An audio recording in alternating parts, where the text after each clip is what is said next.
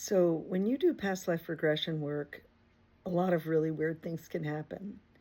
And I think I'm going to tell you the story of the session I had that I think was the weirdest thing that ever happened.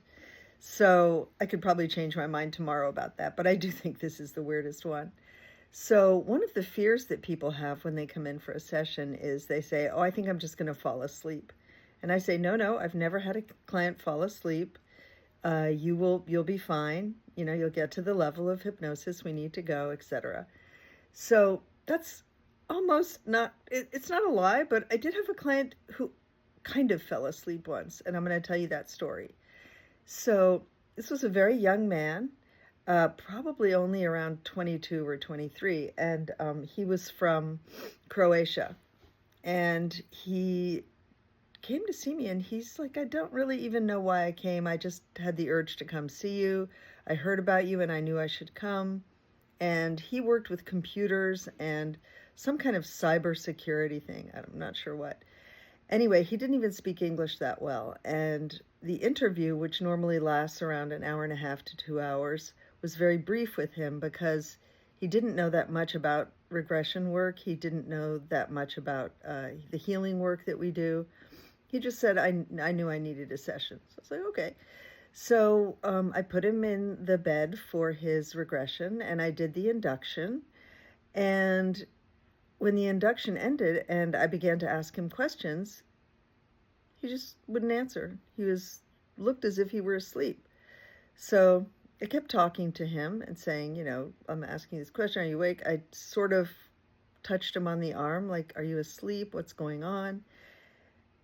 And my instinct was, he's not asleep. So I often work with my pendulum during a session. So I asked my pendulum if he was asleep. Pendulum said no. Should I shake him? No. What should I do? Wait. Okay, so I waited.